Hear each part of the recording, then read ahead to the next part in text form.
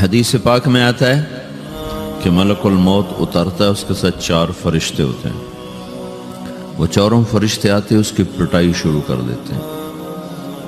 ابھی پرسوں یہ حدیث میں نے پڑھی ابن ماجہ میں کہ ملک الموت کہتا ہے ایتھا النفس الخبیثہ کانت فی الجسد الخبیث، اے خبیث روح جو خبیث جسم میں تھی، اخرجی باہر آؤ. اب وہ واپس تو ہو نہیں سکتا، اپنے آپ کو روک تو سکتا نہیں، تو وہ حیران پریشان خوف زدہ.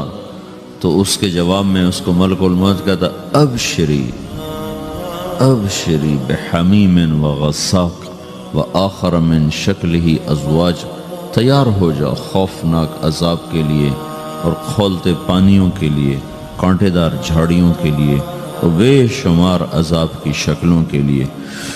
تو اس کی روح کو جب کھینچتے ہیں تو رگ رگ سے وہ کٹ کٹ کے نکلتی ہے، تو سارا وجود زیر و زبر ہوتا ہے. سکرات کا درد ساری دنیا کے دردوں پر حاوی ہے. جب اس کی روح نکلتی ہے اور اس کو لے کر آسمان پر چلتے ہیں تو دروازے پر پہنچتے ہیں تو اندر سے فرشتے پوچھتے ہیں کون ہے؟ کہتے ہیں فلاں فلاں کا بیٹا ہے. کا نفس خبیثہ فی الجسد الخبیث، یہ تو وہی بدماش ہے جو بدماش جسم میں تھا، یہ وہ بدبخت روح ہے جو بدبخت جسم میں تھی. اس کے لیے آسمان کے دروازے نہیں کھول سکتے، اسے واپس کر دیا جائے. تو آسمان کے دروازے لا تفتح لهم ابواب السماء ولا يدخلون الجنة حتى يلج الجمل في سم الخياط، کہ ان کے لیے آسمان کے دروازے نہیں کھلیں گے اور ان کے لیے جنت کے دروازے نہیں کھلیں گے. پھر یہ وہاں سے نیچے گرائے جاتے ہیں جو اللہ کا قید خانہ ہے سجین. وما ادراک ما سجین کتاب مرقوم، وہ تمہیں خبر نہیں کہ وہ کیا خوفناک قید خانہ ہے جو اللہ تعالیٰ نے بنایا ہے، اسے وہاں دھکیل دیا جاتا ہے. پھر قیامت تک اس کے لیے انتظار کی گھڑیاں ہیں اور عذاب کی شدت ہے. اور جب کوئی نیک آدمی اللہ تعالیٰ کے دربار میں جانے کا اس کا وقت آتا ہے تو اللہ تبارک و تعالیٰ فرماتے ہیں ان الذین قالوا ربنا اللہ ثم استقاموا تتنزل علیہم الملائکۃ الا تخافوا ولا تحزنوا وابشروا بالجنۃ التي کنتم توعدون نحن اولیاؤکم فی الحیاۃ الدنیا وفی الآخرہ ولکم فیہا ما تشتہی انفسکم ولکم فیہا ما تدعون نزل من غفور الرحیم. جب کوئی نیک مرد عورت کے جانے کا وقت آتا ہے تو اس کے لیے بھی فرشتے آتے ہیں اور آ کر اس کو خوشخبری دیتے ہیں اور آ کر اس کو تسلی دیتے ہیں کہ آپ غم نہ کریں، پیچھے والے بھی آپ کو مل جائیں گے، آپ خوف نہ کریں، آگے ساری منزلیں آپ کے لیے آسان ہیں، آپ کے لیے جنت بھی تیار ہے، رب بھی مہربان ہے. اور حدیث پاک میں آتا ہے کہ ملک الموت اور 4 فرشتے آتے ہیں. وہ 4 فرشتے اس کو سہلاتے ہیں، دباتے ہیں کہ موت کا درد اسے محسوس نہ ہو. اور ملک الموت فرماتے ہیں ایتھا النفس الحمیدہ کانت فی الجسد الحمید اخرجی، اے نیک روح جو نیک جسم میں تھی باہر آؤ. کیا کرو؟ وابشری بروح وریحان ورب راض عنک غیر غضبان، آپ کو بشارت ہو آپ کے لیے جنت تیار ہو چکی ہے اور وہاں کی ساری نعمتیں آپ کے لیے میسر ہو چکی ہیں اور اللہ آپ پہ راضی ہو چکا ہے اور اللہ آپ پہ خوش ہو چکا ہے. اس پر اس کی روح کو نکالا جاتا ہے. پھر سارے فرشتے اس کو استقبال کے ساتھ جب آسمان پر لے جاتے ہیں تو اندر سے پوچھتے ہیں کون ہے؟ کہ فلاں فلاں کا بیٹا، فلاں فلاں کی بیٹی. کہتے ہیں نفس حمیدہ فی جسد حمید، یہ تو نیک روح تھی جو نیک جسم میں تھی، مرحبا بہی. اس کو ہم سب استقبال کس کا کرتے ہیں اور ایک دم آسمان کے دروازے کھلتے ہیں. پھر وہ پہلا، دوسرا، تیسرا، چوتھا سارے آسمان پار کرتا ہوا اللہ پاک کے عرش کے نیچے کے جا کر، مرد ہے یا عورت، وہاں جا کر سجدے میں سر رکھتا ہے اور اللہ تعالیٰ فرماتے ہیں ہاں اس نے ہمیں خوش کیا، ہم اسے خوش کریں گے. اور اس کو عافیت کے ساتھ وہاں آسمان میں، پہلے آسمان سے لے کر اللہ کے عرش تک یہ سب ویٹنگ روم بنے ہوئے جہاں اللہ اپنے اپنے درجات کے مطابق جنت والوں کو ٹھہراتا ہے. اور وہ انتظار گاہ ہے اور وقت ختم ہو جاتا ہے، لہٰذا انتظار کی جو تکلیف ہے وہ بھی ختم ہو جاتی ہے.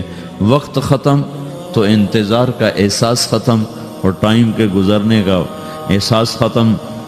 تو جیسے اصحاب کہف کو اللہ نے غار میں داخل کر کے تو غار کے اندر سے وقت کو نکال کے باہر پھینک دیا، باہر 300 سال گزرے، اندر آدھا ہی دن گزرا تھا۔ وہ جب اٹھے ہیں تو وہ 25 برس کا نوجوان 325 سال کا ہو کے نہیں اٹھا، وہ 25 سال کی عمر میں اٹھا ہے۔ نہ ناخن بڑا ہے، نہ مونچھیں بڑی ہیں، نہ ان کی داڑیاں لمبی ہوئی ہیں، چونکہ تو زندہ تھے، مر نہیں گئے تھے۔ تو زندہ کے تو بال بھی بڑھتے ہیں، ناخن بھی بڑھتے ہیں، لیکن وہ اس طرح اٹھے کہ 300 برس گزر گئے اور 25 برس کا نوجوان 25 سال کی عمر میں اٹھا ہے، 20 برس کا 20 برس کی عمر میں اٹھا ہے۔ اور وہ کہنے لگے کم لبثنا، بھائی کتنا ٹھہرے ہیں؟ یومن او بعض یومن، لگتا ہے کوئی دن آدھا دن ٹھہرے ہیں۔ وہ صحیح کہہ رہے تھے۔ باہر اللہ تعالیٰ نے وقت کی گھڑی کو چلائے رکھا اور اندر غار میں اس کو سوئچ آف کر دیا، نکال دیا، یہاں وقت کو داخل نہیں ہونے دیا۔ تو وقت کے گزرنے سے جو بھی اثرات مرتب ہوتے ہیں وہ ان پر مرتب نہیں ہوئے، تو وہ 20 آدھا ہی دن کے بعد اٹھے ہیں، باہر 300 سال، اندر آدھا دن۔ یہی کچھ اللہ تبارک و تعالیٰ برزخ میں کر دیتا ہے، وقت کو ختم کر دیتا ہے، گزرنے کا احساس نہیں ہوتا ہے۔ تو اس طرح میرے عزیزو، یہ دو موتیں ہر انسان دیکھتا ہے، یا وہ جنت کے فرشتوں کا استقبال دیکھتا ہے یا جہنم کے فرشتوں کی مار اور پٹائی کو سہتا ہے۔ رابعہ بصری رحمۃ اللہ علیہ کا انتقال ہونے لگا تو انہوں نے رات کو فوت ہوئی، تو انہوں نے اپنی خادمہ کو بلا کے فرمایا کہ کسی کو بتانا نہیں، جب میں مر جاؤں تو پڑوس میں 2-4 کو بلا کر نا میرا جنازہ پڑھوا دینا، اور جس کرتے میں تہجد پڑھتی تھی وہی میرا کفن بنا دینا، اور صبح بے شک لوگوں کو بتا دینا، میرے مرنے کے بعد میری میت کو رکھنا نہیں، فوراً دبا دینا۔ تو جب ان کا انتقال ہوا تو انہوں نے پڑوس کے 2-4-10-20 آدمی بلائے اور ان کو تدفین تجہیز سب کچھ ہو گئی۔ صبح شور مچا کہ وہ رابعہ بصری کا انتقال ہو گیا۔ تو اگلے دن وہ خواب میں اس خادمہ کو ملی اور کہا بیٹی تیری بڑی مہربانی، تو نے میری وصیت کے مطابق عمل کیا۔ اس نے دیکھا کہ انہوں نے ایک خوبصورت سبز لباس پہنا ہوا ہے، تو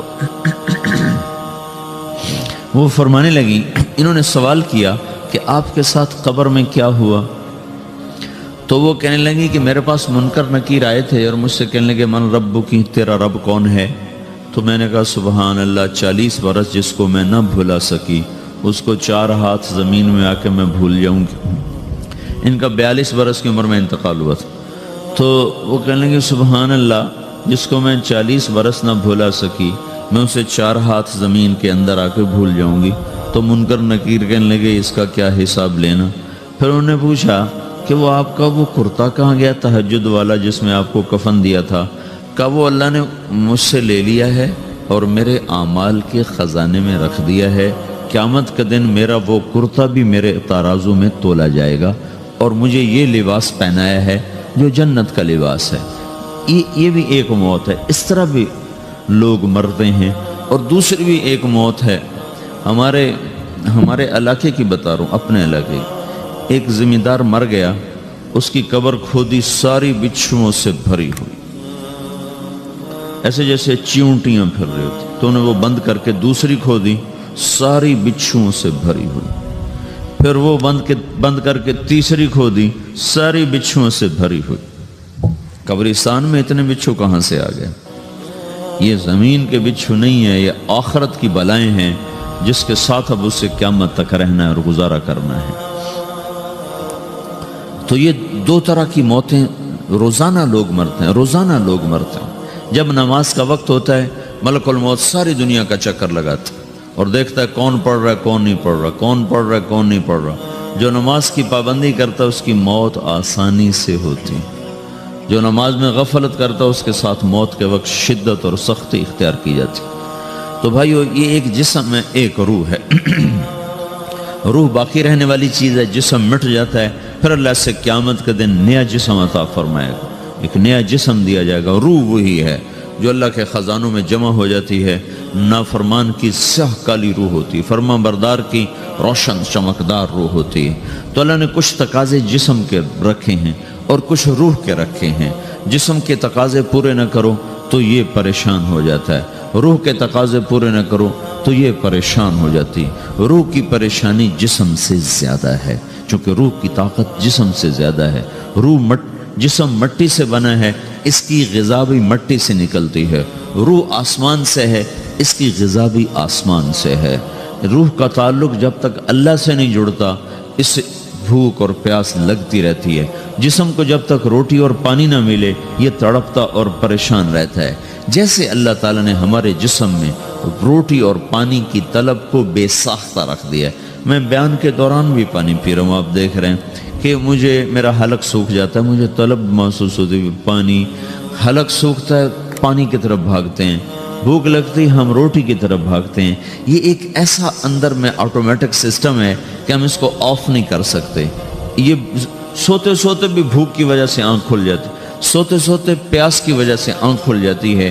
یہ ایسا خود اللہ تعالیٰ نے ساختہ نظام بنایا ہے کہ آپ اپنے جسم میں روٹی اور پانی کی طلب کو نہیں نکال سکتے۔ میرے عزیزو، ٹھیک اسی طرح اللہ نے انسانی روح میں اپنی طلب رکھ دی ہے اور اپنے رسول کی طلب رکھ دی ہے۔ یہ دو طلب ایسی ہیں کہ یہ آپ کے جسم روح سے نکل نہیں سکتی۔ جیسے بھوکا روٹی نہ کھا لے، پیاسا پانی نہ پی لے، اسے چین نہیں آ سکتا۔ وہ روح جو اللہ اور اس کے رسول سے نا آشنا ہے، جب تک وہ وہاں تک پہنچ نہیں جاتی اسے چین نہیں آ سکتا، اس کا اندر پریشان رہے گا۔ 1997 میں جب جنید جمشید سے میری پہلی ملاقات ہوئی تو اس نے مجھ سے یہ سوال کیا کہ مولوی صاحب، ایک پاکستانی نوجوان جس گلیمر کو خوابوں میں دیکھتا ہے وہ گلیمر تو مجھے زندگی میں ویسے ہی حاصل ہے، میرے چاروں طرف زندگی کا رقص ہے اور میری زندگی کی ہر خواہش، ہر السلام علیکم، ویلکم بیک ٹو مسلم سیرہ۔ ایسے ہی بیانات سننے کے لیے ہمارے چینل کو سبسکرائب کریں اور بیل آئیکن کو ضرور دبائیں۔ شکریہ۔ تمنا پوری ہے، اس کے باوجود میرے اندر اندھیرا ہے، میرے اندر خلا ہے۔ مجھے لگتا ہے میں وہ کشتی ہوں جس کا کوئی ساحل نہیں، جس کی کوئی سمت نہیں، جس کا کوئی گھاٹ نہیں۔ یہ کیوں ہے؟ میرے ساتھ تو ایسا نہیں ہونا چاہیے۔ ایک عام لڑکا تو کہتا ہے ہائے کاش یہ ہوتا، اس کو وہ نہیں ہو رہا تو پھر وہ پریشان ہے، ہائے یہ ہوتا، ہائے وہ ہوتا۔ تو میں تو ہائے نہیں کرتا ہوں، میری تو ہر لذت اور خواہش میرے سامنے تشتری میں سجا کے پیش کی جا رہی۔ میں کیوں ایسا کر رہا ہوں؟ میں ہائے ہائے کیوں کر رہا ہوں؟ میرا اندر ویران کیوں ہے؟ میرے اندر میں خلا کیوں ہے؟ یہ وہی خلا ہے کہ وہ روح کی پیاس کو شراب میں بجھانا چاہتا ہے، وہ روح کی پیاس کو لڑکی میں بجھانا چاہتا ہے، وہ روح کی پیاس کو موسیقی سے بجھانا چاہتا ہے، وہ روح کی پیاس کو دنیا کی رعنائیوں میں 5 اسٹار ہوٹلوں سے بجھانا چاہتا ہے۔ روح کیا جانے روٹی کیا ہے، شراب کیا ہے، پانی کیا ہے، عورت کیا ہے، موسیقی کیا ہے، گھنگرو کیا ہے، پائل کیا ہے، چھنکار کیا ہے۔ روح کو ان چیزوں کی کیا خبر؟ امریکہ میں ہماری ایک جماعت تھی تو 4 لڑکے 2 لڑکیاں، 4 لڑکیاں 2 لڑکے مسلمان ہوئے۔ تو ایک لڑکے کا نام رکھا تھا ابراہیم، اور اس کو جب پڑھایا نا کلمہ، انہوں نے کہا ہائے، انہوں نے کہا ہائے، اور دونوں ہاتھ یہاں رکھے سینے پر، دل پر، کہا ہائے۔ تو ہمارے ساتھی ہیں ڈاکٹر اختر، وہ کہنے لگے کیا ہوا کیا ہوا؟ کہنے لگا جب سے ہوش سنبھالا یہ جگہ خالی تھی، یہ تیرے کلمہ پڑھانے پر بھر گئی ہے کہ میری خوشی سے ہائے نکل گئی۔ یہ جگہ خالی رہے گی، یہاں شراب نہیں پہنچ سکتی، یہاں نغمہ اور موسیقی نہیں پہنچ سکتی، یہاں تالے لگے ہوئے ہیں، یہاں تک کوئی آواز نہیں جا سکتی۔ دل کے تاروں پر ایک ہی نغمہ چڑھ سکتا ہے اور وہ اللہ کی یاد کا ہے اور اللہ کی محبت کا ہے اور اللہ کے رسول کی محبت کا ہے۔ باقی کوئی مضراب ایسا نہیں جو ان تاروں کو چھیڑ سکے، باقی کوئی چیز آواز ایسی نہیں جو دل کی دنیا پر جا کر دستک دے سکے۔ یہاں بند دروازے ہیں، یہاں صرف اللہ پہنچے گا، اللہ کے رسول کا تعلق پہنچے گا، باقی کوئی چیز یہاں نہیں جا سکتی۔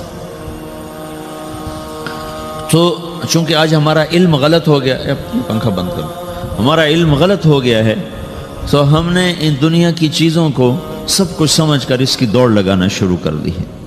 تو روح آسمان سے ہے، اس کا تعلق اللہ سے بناؤ بھائیو۔ اللہ کا تعلق پائے بغیر نہ کوئی مرد مکمل ہے نہ کوئی عورت مکمل ہے، اور چونکہ براہ راست اللہ کو کوئی پا نہیں سکتا، چونکہ وہ ہمارے سامنے نہیں، اس کے اور ہمارے درمیان لاکھوں کروڑوں پردے حائل ہیں، تو اللہ اپنے بندوں میں سے ایک کو منتخب کر کے اپنا رسول بناتا ہے، اس پر اپنا آپ کھول دیتا ہے، پھر اسے کہتا ہے جا لوگوں کو بتا کہ یہ زندگی اللہ کو پسند ہے۔ وہ اللہ کا جو رسول ہے وہ بندوں اور رب کے درمیان واسطہ بن جاتا ہے۔ اللہ نے ہمیں حضرت محمد صلی اللہ تعالی علیہ وسلم جیسا رسول دے دیا۔ اللہ تعالیٰ نے اپنا آپ کسی کو نہیں دکھایا۔ موسیٰ علیہ السلام پہ ایک تجلی پڑی، ان کو 40 دن ہوش نہیں آیا، 40 دن اللہ سے ضد کرنے لگے، رب ارنی انظر الیک، یا اللہ میں تجھے دیکھنا چاہتا ہوں۔ اللہ تعالیٰ نے کہا موسیٰ یہ ہو نہیں سکتا۔ موسیٰ علیہ السلام اللہ کے نبی نے فرمایا لاڈلے نبی تھے، اللہ پاک سے ضد کر لیا کرتے تھے، پھر کہنے لگے نہیں یا اللہ میں نے ایک دفعہ تو ضرور دیکھنا ہے۔ تو اللہ تعالیٰ نے کہا اچھا تم ایسا کرو، میں طور پہ تجلی ڈالوں گا، فَإِنِ اسْتَقَرَّ مَكَانَهُ فَسَوْفَ تَرَانِي، تو میں تجلی ڈالتا ہوں طور پر، اگر طور کھڑا رہا تو تو بھی دیکھ لے گا۔ تو اب اللہ خود سامنے نہیں آیا، صرف ایک تجلی اللہ کے عرشوں کے اوپر سے آنا شروع ہوئی ہے، بیچ میں آپ فاصلہ گنے، اور پھر وہ آ کر فَلَمَّا تَجَلَّى رَبُّهُ لِلْجَبَلِ، پھر وہ جبل پر پہاڑ پر آئی ہے، جَعَلَهُ دَكَّا، وہ پہاڑ ریزہ ریزہ ہو کر ہواؤں میں بکھر گیا، وَخَرَّ مُوسَى صَعِقًا، اور موسیٰ علیہ السلام بے ہوش ہو کے گر گئے۔ اور جب ہوش آیا فلما افاقا، ہوش آتے کہنے لگے سبحانک، یا اللہ تو پاک بے عیب، میں تیرے بارگاہ میں توبہ کرتا ہوں، میں واقعی نہیں دیکھ سکتا ہوں۔ ہاں کلام کا شرف ملا ہے، زیارت نہیں ہوئی۔ اللہ تعالیٰ نے حضرت محمد صلی اللہ تعالی وسلم کو مکہ سے اٹھایا اور بیت المقدس تک پہنچایا سواری پر، کہ دنیا اسباب کی ہے، یہاں سبب اختیار کیا، سواری کے پر بٹھا کر وہاں پہنچایا، اور اس کے بعد جب اوپر بلایا ہے تو پھر براق کی ضرورت نہیں پڑی، اوپر قدرت کا جہان ہے، اوپر اپنی قدرت سے بلایا ہے۔ یہ بیچ میں دیکھو نا کتنا بڑا، آپ اگر ہوا سے اوپر چلے جاؤ، یہ 500 میل ہوا کا غلاف ہے، اس سے اگر اوپر چلے جائیں گے نا تو آپ خود بم بن کے پھٹ جائیں گے ایک دھماکے کے ساتھ، چونکہ ہر انسان کے اوپر ہوا کا ایک پریشر ہے، کوئی 280 من کے قریب ہر انسان کے اوپر ہوا کا پریشر ہے۔ اس پریشر کو توڑنے کے لیے میرے اندر خود ایک پریشر بنا ہوا ہے جو اس کو توڑ رہا ہے۔ جب یہ ہوا کا پریشر میرے اوپر سے ریلیز ہو جاتا ہے تو میرا اندر کا اپنا پریشر بم کی طرح پھٹے گا اور مجھے پرزے کر دے گا۔ اس لیے وہ خلائی لباس بنایا جاتا ہے جس میں وہ مصنوعی پریشر دیا جاتا ہے تاکہ اوپر جا کر یہ پھٹ نہ جائیں۔ ہمارے نبی جس کرتے اور تہمد میں تھے اسی کرتے اور تہمد سے بیت المقدس سے چلے ہیں، اور ہوا کو نہیں پار کیا، 7 آسمان ہی پار کر لی۔ اور پہلے آسمان پر حضرت آدم علیہ السلام نے استقبال کیا ہے، اور دوسرے آسمان پر حضرت عیسیٰ علیہ السلام، زکریا علیہ السلام، یحییٰ علیہ السلام نے استقبال کیا ہے، تیسرے آسمان پر حضرت یوسف علیہ السلام نے استقبال کیا ہے، چوتھے پر حضرت ادریس علیہ السلام نے استقبال کیا ہے، 5ویں پر ہارون علیہ السلام نے استقبال کیا، اور 6 پر موسیٰ علیہ السلام نے استقبال کیا، اور 7ویں آسمان پر ایک بیت اللہ دیکھا ہے جس کا طواف ہو رہا ہے۔ استقبال کو کوئی موجود نہیں، ایک بڑے میاں ایسے ٹیک لگا کے بیت اللہ کی یوں ٹیک لگا کے بیٹھے ہیں، گوٹھ مار کے، دونوں ہاتھوں کے ایسے گوٹھ مار کے بیٹھے ہیں، ان کی سفید داڑھی ہے، وہ نہیں اٹھے ہیں۔ باقی تو نبی بھی سامنے کھڑے ہوتے تھے استقبال کو، لیکن یہ بزرگ نہیں اٹھے۔ تو آپ نے پوچھا یہ کون بزرگ ہیں؟ تو جبریل نے کہا یہ آپ کے دادا ابراہیم علیہ السلام ہیں۔ آپ خود چل کے آگے گئے ہیں، وہ قریب آئے تو وہ اٹھے اور آپ کو گلے لگایا، ماتھا چوما، پیار کیا۔ سارے نبیوں نے استقبال کے دوران کہا تھا ہمارے بھائی آ گئے، مرحبا ہمارے بھائی آ گئے، لیکن جب ابراہیم علیہ السلام سے ملاقات ہوئی تو انہوں نے فرمایا مرحبا میرا بیٹا آ گیا، مرحبا میرا بیٹا آ گیا ہے۔ اور یہ جو حالانکہ مرتبہ تو ابراہیم علیہ السلام کا چھوٹا ہے، ہمارے نبی کا مرتبہ بلند ہے، لیکن رشتے میں ابراہیم علیہ السلام کا مرتبہ بلند ہے اور ہمارے نبی کا مرتبہ چھوٹا ہے۔ ابراہیم علیہ السلام اوپر جا کر دادا بن رہے ہیں اور یہ نیچے پوتا پڑپوتا بن رہے ہیں، تو رشتے کی نسبت میں آپ چھوٹے ہیں وہ بڑے ہیں۔ مرتبے اور مقام میں تو اللہ کے بعد آپ کا اور آپ کے سامنے کوئی ہے نہیں، بس اوپر اللہ اور نیچے اللہ کا رسول ہے، باقی سبھی نیچے ہیں۔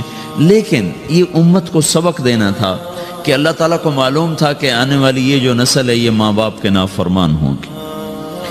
چونکہ انہیں صرف پیسہ کمانا، آپ کا بھی قصور نہیں، آپ کو ٹیکسٹائل سکھائی جا رہی، کوئی ماں باپ کی تعظیم تو نہیں سکھائی جا رہی ہے؟ اور خود آپ کے ماں باپ نے آپ کو نہیں بتایا کہ ماں کسے کہتے ہیں، باپ کسے کہتے ہیں۔ جس چیز نے بتانا تھا وہ آپ نے پڑھا نہیں، وہ تو دین نے بتانا تھا، قرآن نے بتانا تھا، سیرت نبی نے بتانا، وہ سیرت آپ نے پڑھی نہیں، قرآن آپ نے پڑھا نہیں۔ آپ کا سارا زور لگا پہلے وہ ایف ایس سی کو پاس کرنے میں، پھر ٹیکسٹائل میں آ گیا تو اب دھاگا کیسے بنتا ہے، آپ کا سارا علم ہے کہ دھاگا کیسے بنتا ہے۔